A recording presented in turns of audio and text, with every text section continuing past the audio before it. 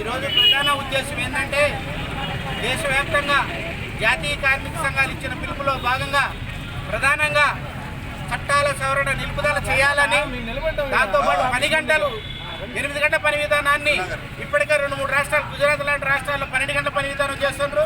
దాన్ని 8 గంటల పని విధానం అమలు చేయాలని, దాంతోపాటు ఈ కరువు కాలంలో అసంఘటితంగా కార్మికులు పేద ప్రజలకి నెలకి 7,500 చొప్పున 6 నెలలు ఇవ్వాలని, నిత్యావసర సరుకులు ఇవ్వాలని, సన్న బియ్యం రేషన్ ద్వారా ఇవ్వాలని, దాంతోపాటు కరోనా ఆరోగ్యశ్రీ దాంట్లో పెట్టి ఈరోజు ఆరోగ్యశ్రీ దాని మీద కరోనా అన్ని కేసులు పరీక్ష చేయాలని, ప్రతి మండల కేంద్రంలో ప్రాథమిక పాఠశాలలో పరీక్షా కేంద్రం పెట్టాలని, ఈ ప్రభుత్వం తక్షణమే ఈ కరోనా వల్ల వచ్చే అనర్థాలని, కార్మిక సంఘాలని, చిన్న పరిశ్రమల్ని ఆదుకోవటానికి ముందుకు రావాలని, దాంతోపాటు ఈరోజు తక్కువ మన రాష్ట్రంలో ఉదాహరణ తీసుకున్నాం. ఇవాళ దాదాపు 12,000 చిల్లర అయింది.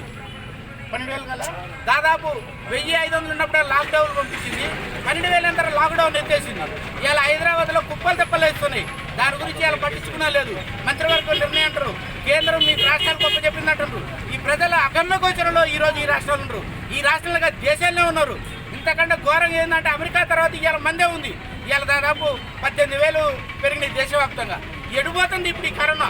ఇవాళ ఆరోగ్యశ్రీని పటిష్టంగా చేసి ప్రైవేట్ హాస్పిటల్లో చేర్పించుకోకుండా ప్రభుత్వమే ఇవన్నీ కూడా చేయాలా.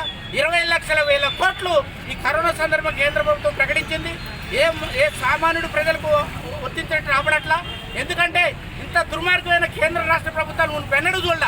విచిత్రం ఏంటంటే ప్రపంచం అంతా కరోనాలో కడగళ్ళాడిస్తుంటే ఇవాళ చట్టాల సవరణ, కార్మిక 10 గంటలు పెంచడం, కార్మిక వర్గం మీద పడది దుర్మార్గమైన బీజేపీ ప్రభుత్వం. దీన్ని అందరూ కూడా వ్యతిరేకించాలా, పార్టీలకు అతీతంగా వ్యతిరేకించాలా.